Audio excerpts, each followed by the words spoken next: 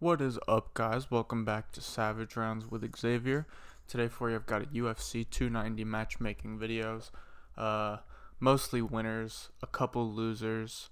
It's these 15 fighters right here. They're all getting what I think should be their next matchup. I'm basically making a card here. There's so many fights. Normally I don't do this many, but stacked cards like UFC 290, I probably will end up doing a bunch of fighters like this. But yeah, let's get right into it. First up, Cameron Simon coming off of a good victory over Terrence Mitchell this weekend. First round TKO victory. Defended a few takedowns early, was able to get a nice ground and pound finish. He only has, I believe that was his third fight in the UFC, plus he had a Contender Series fight. He hasn't fought a crazy high level of opponent yet in the UFC.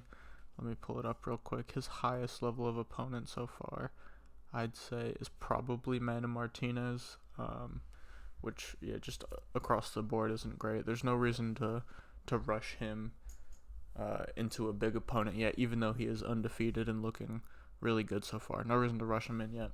There was a matchup made for him that fell out, which resulted in him fighting Terrence Mitchell on short notice. Let's get that matchup back.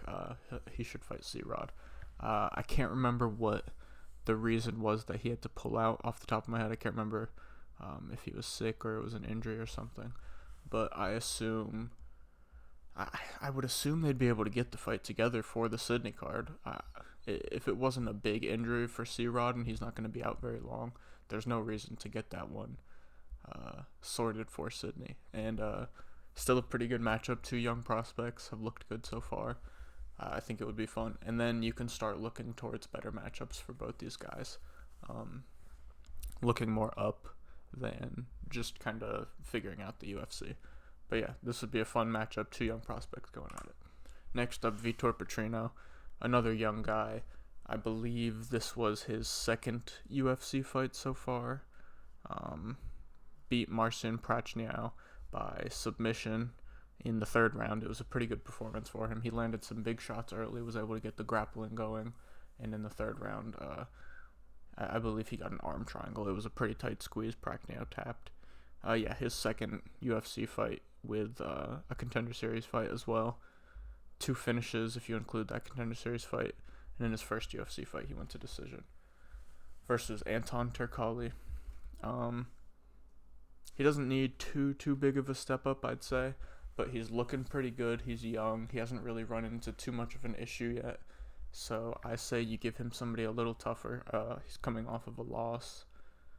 I believe he just got knocked out by Carlos Ulberg, if I'm not mistaken. I could be wrong, but I feel like that's what it was. But Nikolai Negumereanu, I think this would be a good matchup. Does a little bit of striking, a little bit of grappling. It would be a good test for Petrino, and just moving up a little bit, not fighting too tough of an opponent, but also it is a decent step up. I think this would be a good matchup. It would show kind of what level Petrino's at, if he's ready to step up or if he needs a few more fights around this level beforehand. Next up, Alonzo Menafield. He beats Jimmy Crute, who was just in the rankings. So he probably steps into the bottom of the rankings between 15 and 13, I would assume. I would assume he's going to fight somebody coming off of a few losses. There's no reason for him to take a big step up. He only beat Jimmy Crute, who himself was coming off of a loss. I think this is a chance for him to kind of prove he needs to stay in the rankings. And maybe he does end up having to defend his rank before he gets to fight up a little bit. But I think if he loses this one, he would be out of the rankings. And if he wins, he would kind of stay in the same area. But Dominic Reyes, he really needs a win pretty badly, coming off of, I believe, 3 knockouts in a row. It hasn't looked great for him. He hasn't really been able to get going in any of these fights before he starts to take big shots. I think this would be a good spot for him to show how good of a striker he is, if he really is still, if he really still can compete at this level. Because if he can, what we saw earlier in his career, he should be able to beat Alonzo Menafield. He should be able to outstrike him on the feet and stuff takedowns when Menafield shoots him. Dom looked good early doing that, and I think this would be a good spot for him to get back to it. And if Alonzo gets the win, then that's just showing he deserves to be in the rankings, and he can, instead of defend his spot in the rankings, kind of look upwards towards that, like, 11 to 9 sort of spot. Just fighting up a little bit after this one if he gets it done. Next up, Yasmin Jauregui. She looked good early. I believe she had 2 UFC wins before this. Let me pull it up real quick. She did just lose to Denise Gomes in this fight. Really quick knockout, 20 seconds. Nothing really happened in the fight other than Gomes coming out and throwing a few bombs and getting Jauregui out of there quickly. But yeah, she beat Lucindo in her debut by unanimous decision. Then her next time out, just a few months later, she beat Estela Nunes by KO in the second round. 2 good performances, then comes out, and we saw her get dropped versus Nunes. I believe she got hurt versus Lucindo too. We knew there were going to be opportunities for Gomes to hit her, and she came out and just went for it and was able to do it. This is just a spot where she needs to get a win back, and this is kind of like restarting for her. Not obviously she still has 2 wins in the UFC, but the loss to another prospect, she needs to get a few more wins under her belt before she starts looking to move up towards the rankings again, because she was in a spot where if she won this fight, she may have gotten the 15 rank, or maybe a fight just outside. But with a loss, yeah, it's kind of a little bit of a reset. I think you fight Diana Belbita, who was just on a bit of a reset herself, coming off of a few losses, gets a win her last time out, versus, I believe, Maria Oliveira. I'm not 100% sure. Let me pull it up real quick. Diana Belbita. Yeah, she beats Maria Oliveira by unanimous decision her last time out in June, so not too long ago. Before that, a few losses. She lost to Gloria DePablo. She actually had a win against Hannah Goldie as well, but losses to Liana Jojoa, Molly McCann. So it's a spot where they both need a win to kind of progress on in the UFC. And yeah, I think this would be a fun fight. I do think Jauregui would definitely be the favorite in this one. Diana's got decent power, but I don't know if she's got one punch knockout power. It's more of an accumulation thing if she is going to get anyone out of there. And yeah, I think Jauregui would be able to do well in that spot and win and kind of show she is the prospect. Maybe not to the level that we thought she was, but still a prospect that can go in and compete in the rankings. It would be a good win for either of them, because a win for Liana there, that's a good name to have on your resume moving forward. Next up, the winner of that matchup, Denise Gomes. She is on a nice little run herself after beating Jauregui. She came in, won on Contender Series, lost versus Loma Lookby in her debut. Now she has 2 back-to-back KO wins. Bruna Brazil in the second round, Yasmin Jauregui in the first round. 20 seconds, like I said. It was insane. For her, I think after two solid knockouts, who was it again? It was the first, Brazil, so a decent opponent coming out of Contender Series. She looked good in Contender Series, so it was kind of just a spot where we needed to see how good she is. But I thought the winner of this fight should probably start looking towards the rankings. This was a prospect fight between Gomes and Jauregui, and like I said, the winner would be in a good spot coming out, Gomes being that winner. I think if it was Jauregui, I think there is a shout for you to throw her to the bottom of the rankings, maybe 13, 14, 15, give her that ranked fight. But Gomes, I think maybe a spot outside the rankings, and somebody who just fought for a ranking not too recently, I believe 2 fights in a row, Emily Ducote. I think this would be a fun fight. Both pretty decent strikers. We've seen Ducote have good power, and obviously after what Gomes did this week, we know she has great power, and even what she did to Bruna Brazil. So a good fun striking match out of these two, and it would be a good spot for Ducote to kind of show she can still fight at this level, that bottom of the ranking, right outside the rankings area, and try and turn it around and fight back into the rankings like she was doing not too long ago. And if Gomes gets the win, it's a win versus a good fighter that would look pretty good on her resume going into the rankings. Next up, Tatsuro Taira, one of the best prospects in the UFC right now, let alone at 135. Coming off of 4 straight wins in the UFC so far to start off his UFC career. He's still undefeated. He's looked really good in all these performances. Little blips here and there. Shires was able to hit him with some good shots on the feet early. Aguilar had him in a guillotine that I wouldn't say he was in too much danger, but he had to be cautious of where he was for sure. 2 finishes, 2 decision wins. I think it's time for him to take a bit of a step up. Maybe you could reschedule him versus Yair Rodriguez. I wouldn't be mad if they did that, to be honest, because it's never bad to get more time under your belt before you start moving forward. And Yair is a good prospect himself, so if he was able to get that done, it would be a good win for him. So if they do that, I wouldn't be mad. But I kind of think Tatsuro can take a step up here. Not towards the rankings quite yet. There's no shot he's in the rankings anymore. So I'm talking about David Dvorak. He lost to Steve Erceg in his last fight. There's no way he's still in the rankings, right? Oh, he is. He's 15 right now. Yeah. I mean, there's no reason not to. He's looked really good so far. This would be his toughest test by far. Short notice, getting thrown Edgar Shires on short notice in that last matchup. He was supposed to fight Yair. Shira is a good prospect himself, but Yair has a bit of UFC cage time already, so that little bit of experience definitely could always help in a matchup versus a really good prospect like Taira. So who knows what Yair could have done, but a good win nonetheless for Taira against another good prospect, like I said. So Dvorak, a big step up. I think it's Taira's worthy of that step up. He's looked really good so far. Elite grappling, really good wrestling.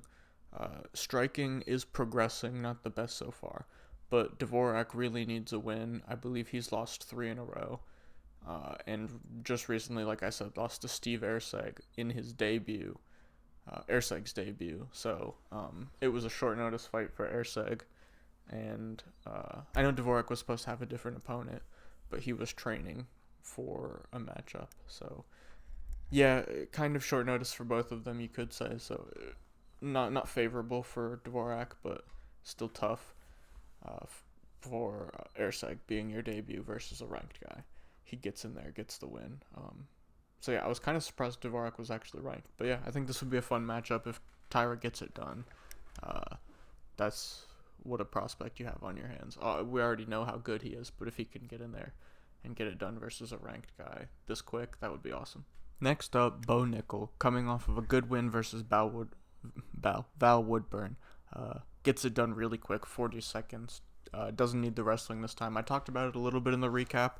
I don't know if he was really shooting that takedown to get it down to the ground or if it was kind of a decoy just to have Val thinking about it. But he shoots a takedown, get it stuffed, and then goes to work with the hands. Hits him with a really nice right hook. Kind of jumps in with it. Hits him with a few more shots after that. Gets him done. Or gets him out of there really quick, fight over with. And another good performance. So he has 2 fights in the UFC, 2 first-round wins. Also 2 first-round wins on Contender Series. He's still only 5-0. He's got an icon fight, like I said, 2 Contender Series fights and 2 UFC fights. I don't think there's really any reason to give him a big opponent. I saw some people talking about, I mean, and not like huge opponents, not ranked or right outside the ranks or anything, but guys that he hasn't fought anybody yet. Bo hasn't fought anybody. There's no reason to give him these big opponents yet. I think you just run back this matchup. They had it scheduled already. I think Tresean Gore would agree to it if he wasn't pulling out because he thought it was a bad matchup or something. I think this was a good one for both of them. They're both young prospects. Neither of them really have too many fights just in their careers. So, yeah, and obviously Bo is the super prospect, so it's obviously a fight favored for him to win. He can go in there and really wrestle Tresean Gore and maybe show off the striking. That would be a little bit more impressive than maybe striking with Val Woodburn. Obviously, Woodburn was a powerful guy, but if he can strike with Tresean Gore, that would be a bit more impressive, and then you can start to progress him even more. But there's no reason to throw him to the wolves or anything yet. Bo's still really young, only 5 fights in his MMA career professionally. So yeah, I think Tresean Gore is a good one. Rebook this, and you can probably I know he said what he wants to go hunting or something. You could probably get this one done before the end of the year. I don't know how long the hunting season is or whatever, but you could probably get this one in before the end of the year. Next up, Jalen Turner. He comes off of a loss versus Dan Hooker, who I will have a matchup for next. I guess I was a little disrespectful in my prediction last week, in my matchups last week, because I kind of gave Grant Dawson someone else because I said it would be disrespectful to give Grant Dawson to Jalen Turner because Jalen Turner needs to look up, and I just assumed he would breeze over Dan Hooker. He'd already beaten Dan Hooker in my mind. I thought he was going to breeze over him, whether it be an easy decision or a finish. So I kind of overestimated that or just underestimated Dan Hooker. So I kind of have a little reshuffle with the Grant Dawson because I had Grant Dawson and Moicano fighting, I believe. So I'm going to change it up. Switch that matchup up completely. Give Moicano to Jalen Turner. Moicano coming into the rankings hasn't really fought in a while. I can't remember how long that last fight was, but it feels like it's been quite a bit of time. Jalen Turner coming off of a loss, obviously he's going to need to kind of defend his position, and I know he's just a bit above Moicano in the rankings, so it's a good spot for both of them to get a win. That leaves Grant Dawson without a fight. Now I feel like it makes sense for Grant Dawson to fight the winner of this matchup because Dan Hooker won. He was on a little losing streak, defends his rank well versus Claudio Puelles, just completely steamrolls him, comes out, does well versus Jalen Turner. I think you give him Grant Dawson. If he can beat Grant Dawson, that is a really, really good three fight win streak for him, and he can start working back up the rankings for sure. And Grant Dawson was saying he wants a big rank or a big name. Dan Hooker is definitely a big name. Great win to have on his resume, and then he himself can also start looking up the rankings for any people that have just lost if they're quite a bit above him in the rankings. So yeah, good matchup, good spot for both guys to get a win. Next up, Rob Whittaker. Another spot. I won't say I overlooked DDP because I laid out how he could win, and I was talking about it on Twitter with some people. I thought there were going to be spots where he could land his power, and that's what he was able to do. I still favored Rob in the matchup, and I picked him. But I don't want to say I underestimated DDP. I guess I did, but I don't want to say I completely overlooked him. I laid out how he could win, and I just didn't pick that method. So rough spot for Rob now. He has 2 losses to the current champ. I think if he got a win versus DDP, it would just, again, separate him from all the contenders. Another win against a new contender would be great for Rob, but he wasn't able to get it done. So if he won this weekend, I thought Sean Strickland would have gotten the title shot just because Izzy probably would have needed somebody to fight in Sydney. So I would have gone Sean Strickland. Now that Dricus has lost, which I'll talk about in a second, everybody knows it's Israel Adesanya. They did the little thing in the cage together. Everybody knows that matchup is all but made. It's going to happen. Sydney, I'm pretty confident in saying that. So that now leaves Sean Strickland. I think you make that matchup. They haven't fought each other yet. That would be a fun fight. Sean Strickland. And it would be a good position if Sean Strickland can get another win here. I think that would be 3 in a row for him. Maybe 4, but I'm pretty sure it would be 3. It would have been, what's his name? Nasruddin Imavov. And then his last fight versus Abus. And then Rob Whittaker. That could really still keep him in the title talks. So a win here would be pretty good for him. And he may be next up if he gets that win. Unless DDP is able to beat Israel, then obviously there would be a rematch or 2, depending on how that goes. But it would keep Sean Strickland in the title. And Rob needs to defend his spot at this point. He's been up in the rankings for so long now. And it would take quite a bit for him to get back up to that title picture. And this would have to be the start for him. Next up, DDP. Not much to talk about here. They faced off in the cage. They're already talking back and forth. They've been doing it on Twitter and in person now. Israel Adesanya, like I said, in Sydney for the belt. Alexander Pantoja, this one can be pretty quick too. Maybe they move on. I think there's a small chance they move on, but Dana really liked the idea of a rematch, so I think they end up just running it back. I know the belt was on the wrong person here, but they didn't have the new pictures out yet, so I just had to use the old ones from last week. But yeah, they're definitely gonna run this back. It is probably later for fight of the year so far this year, halfway through the year, and who doesn't want to see this fight again? It was a banger. Moreno's been in some great fights in this like second part of his UFC career. Next up, like I said, I don't have the updated pictures yet, but Yair Rodriguez beats Josh Emmett for the interim belt, goes on to try and unify the belts and get a win over Alexander Volkanovski. He's not able to get it. I think there are a few matchups you can make now. Ilya is obviously going to fight Volk if he chooses to defend 145 next, or if he goes up to challenge for 155, then he'll go for Islam. If he does go for Islam, I don't think there's any reason for Ilya to fight anybody. I doubt he fights Max. I feel like he would just wait until next year and wait for that Volk fight to come. But so if Volk doesn't go up, it'll be Ilya Volk for the 145 belt. This leaves Yair needing an opponent and some other matchups available. One of the matchups I thought you could run is Ortega versus Cater. Ortega has lost a lot of matchups recently. He needs to defend his spot in this top 5. I think he's like 4 or something, which is kind of crazy. So I think he should fight Calvin Cater, which leaves a good spot to make Arnold Allen versus Yair. It would be a good spot for each of them to get back in the win column. Whoever wins this fight gets to stay in this like top 5 kind of area and stay in title talks. Obviously, the winner wouldn't be the next title challenger at all. They would still need a few wins, but it would keep them in the top 5. Whoever loses would need a few fights outside of the top 5 to get them back in that top 5 conversation. Next up, this one is easy, like I said, Ilia Topuria. There's nothing to talk about for this one. The only other matchup for Volk is Islam, but I don't know if he'll be ready for October when they want Islam to fight, so Islam will probably fight somebody at 155 pounds.